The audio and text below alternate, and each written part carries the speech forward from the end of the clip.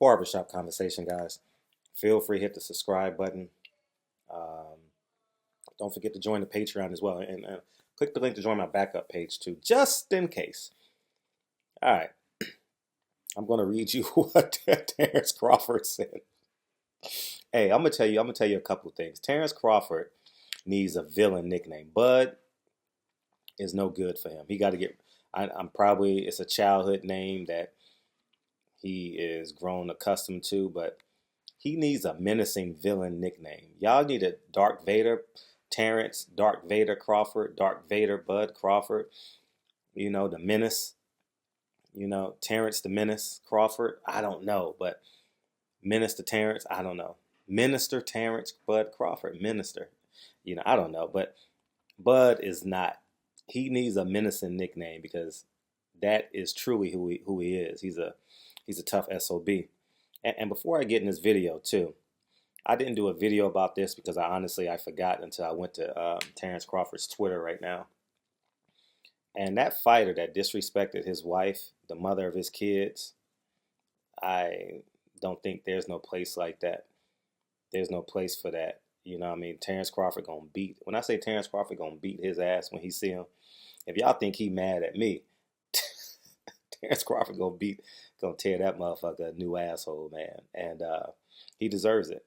Um, Women and kids, man, you stay away from. You know what I mean? And another man's wife is his blessing. If you're not invited to the bedroom, you have no reason to even have a conversation about another man's wife. So to that, I say, Terence Crawford, I hope you kick his ass, and hopefully someone corrected him over there in the UK. But I want to get into what Terence Crawford said to Mikey Garcia, and he tagged him in it too. He says, LOL with the crying face. Mikey Garcia, stop it.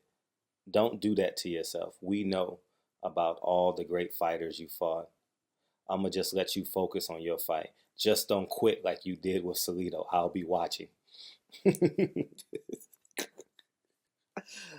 we remember, I got to keep it real. We remember Mikey Garcia's facial expressions against Salido. Um, and I would honestly say Mikey Garcia has grown from there. He's a much better fighter than he was against Salido. Salido has given everyone problems. But Terence Crawford has a point. And um, we also got to give Terence Crawford credit. Again, I'm looking on his Twitter account, and John Molina put up a hell of a fight against Omar Figueroa. And I'll be the first to tell you that was a 96-94 fight either direction. It wasn't no 9 rounds to 1 or whatever it was. Either direction, 96-94. And yes, and then to make it even more damning, in more case, if I remember correctly, John Molina missed weight. He was 7 pounds overweight for that fight. So I think that he deserves more credit for that fight than he did. He definitely obliviated John Molina, um, and so to that he deserves more credit. So I would agree with him on that. But let's get back to Mikey Garcia. Mikey Garcia, that's the big that is it's not a big question because the Mikey Garcia that I know today isn't a quitter. The Mikey Garcia that I know today isn't isn't like that. He's not acting as such. And remember, that was the question I asked Robert Garcia: will you throw in the towel? And similar to Kell Brook, the first sign of danger, they throw in the towel to preserve the career and cash that check, which they have every right to do. Errol Spence. Errol Spence is coming to seek. I mean, literally seek and destroy. You know how you put those bombs? You type in the latitude and the longitude lines of a bomb, and you type it in, and it goes directly to that target. That's what Errol Spence is going to be March 16th, and I hope that Mikey Garcia is prepared for that. And I love the banter between the Garcias and I, and it's actually fun. I actually enjoy them. Uh, I admire them. I have a bigger admiration for them now as I'm covering this fight, and now we're literally in the countdown phase. Now we're literally today is the 17th. For those of you who don't know, today is Michael Jordan's birthday, Huey P. Newton's birthday. Michael Jordan, Huey P. Newton, and Jim Brown's birthday. They all were born February 17th. I actually got a film that I have it. I don't know if I told you guys before. It's just not edited yet, and it's not. I don't want to release it yet, but it's pretty much it could be done, you know. But I'm holding on to it. So, um, but but yeah, man, Terence Crawford has a great point, and he throws down the gauntlet. I wish he would have told it to Robert Garcia's face when they were in Oklahoma, but the fight hadn't been signed yet, right? So I stand corrected. That would have been entertaining. Um, I do remember some time ago, Robert Garcia wanted Mikey Garcia to fight Pacquiao and not Terence Crawford. It's one of Ellie's videos. It was like it was like Robert Garcia saw a ghost. Like, no, no, no, we don't want him. But anyways, man, we're off and running. We're in the last 30 days. This is literally the next fight we're looking forward to, I believe, on the calendar. Um, I think Ugas and Sean Porter is going to be a hell of a fight. Um, hopefully, Sean Porter has gotten stronger since last he fought. He's going to need a lot of strength for Ugas. Ugas is going to be right there. And it's going to be a fun fight. It's going to be a slugfest. And it's here in L.A. at, what is that? I'm going to just call it StubHub. I don't know what it's called yet. I got to get acclimated to it, but it's called StubHub Center. So that will be it. But Terence Crawford, you have a point. You need a nickname, Terence Crawford. You need a menacing nickname. 2, I hope you kick that dude's ass that disrespected the mother of your kids. And you have a point with Mikey Garcia. The last time we saw Mikey Garcia in any sort of trouble, I take that back. I saw him kind of hunched over against Adrian Broner when Adrian Broner hit him with a body shot in the second half of that fight. I remember that. So I'll say that. And I'm actually excited for this fight. As you guys know, I get there Tuesday at 4 o'clock. And I'm off and running. So anyways, man, barbershop conversations, man, I just want to say thank you guys, everyone's support. Channel is growing immensely. I don't know what's happened over the last month, but it's just been amazing. I have no idea what the hell's going on. But to you, I say thank you. Thank you for sharing the videos. Continue to share the videos on Facebook, Instagram, Twitter, and we're going to grow. We're going to build our community inch by inch. And I believe Terence, by this tweet, I believe Terence Crawford will be there in Dallas. And I'm going to try and interview Terence Crawford. You guys know I'm not afraid of these fighters in terms of being a gentleman. I'll be real. Terence Crawford is one of the few fighters that I might need a mechanical advantage on. He kind of got that dog in him. You know what I mean? You know what I mean? He got that. He has that. Like he's a menace. Like he has that. You can see it in his eyes.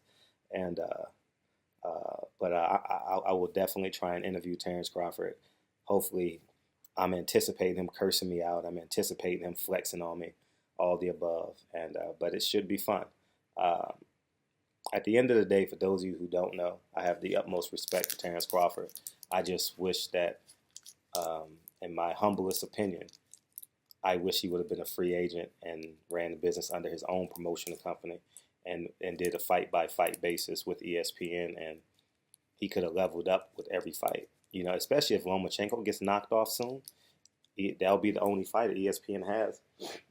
And the only person I could potentially see him losing to that they can actually make a fight with is Errol Spence. So I think that he'll be just fine over there.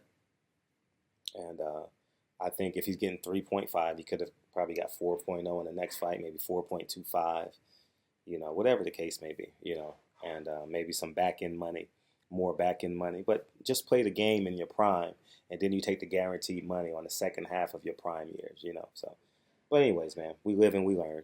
And again, I say thank you, Terence Crawford. I'm excited to interview you. I'm excited for you to flex on me. I'm excited for you to threaten my life. But anyways, man. Oh, and I also want to say this too. Last Sunday, this time, I was actually up around about this time. I was actually interviewing Bomac. And let me tell you this about Bomac. Bomac is like, I said this in a video before, but since I'm on Terence Crawford, I'll reiterate this. It was like hanging out with like my uncles. You know, he was real interactive. And I love, see, I respect people who understand what's going on. I respect people who admit to watching YouTube videos, reading articles. I don't like when fighters. I didn't say I don't like the fighters. I don't like when fighters pretend they don't watch the YouTube videos. What else you gonna watch? Literally, 9 out of 10 fighters is on YouTube or on Instagram all the time. Every time I'm behind a fighter, they always on Instagram or YouTube. I ain't lying. I swear to you, I'm not gonna record it, but I'm telling you, they always on Instagram or they always on YouTube. I see it all the time. You know, I mean, they be on their smartphone and going up and down. You could tell by what they're doing by their fingers. You know how you use Instagram, you could tell what fingers you use.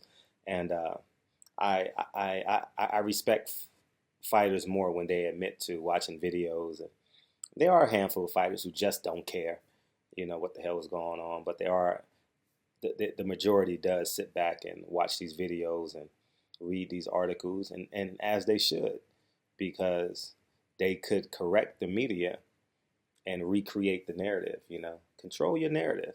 You know, I think every fighter should have a favorite writer and YouTube channel, and they should funnel information to, whether it's through their management, whether it's through their trainer, whether it's through them themselves or their brother or their sister. But in this day and age where every click counts, every click counts, and just to prove to you how valuable it is, I'm gonna give you guys an example. My interview is driving. My interviews, you saw it yesterday on the Fox thing. My interviews is driving the Spence Mikey Garcia fight. Yes, remember Errol Spence says make sure you have that same energy. He says, I remember when they said they're gonna knock me out. Those are my interviews. That's driving the narrative. So I don't care how many subscribers you have. Trust and bet on yourself that you can get content and let it go. And don't be afraid to tell your truth. You know, I think that's what makes it so polarizing, is that I'm honest with the fighters for the most part. You know what I mean? I'm a flawed human. I can lie here and there, but I'm honest with the fighters. I ask them real and honest questions, and I ask them what I believe, and whether you agree or disagree, you know, it's totally up to them to believe. But um, to that, I say everyone who has a pen, typewriter, I'm old, keyboard, or a YouTube channel, you have value. And don't let these fighters trick you or fool you like they not watching. You know, Team Crawford is watching all this. You know why I know they watching all this? By how Terence Crawford, I was reading this, I was just going through his Twitter feed, and I can tell he stays online a lot. You know what I mean? I can tell by his responses. So to that, I say thank you. I don't care. I don't know what channels he watched, but you know, it makes sense. So anyway, so I say thank you to Bomac for allowing me to interview him. I truly appreciate that. And March 16th, we got to fight. Cultures and two undefeated fighters clash. Dude, I just got the promo. Two cultures, and two undefeated fighters clash for pound supremacy. Thank me later, Fox. Barbershop Conversations. Feel free to hit the subscribe button, and I'll talk to you guys soon. Peace.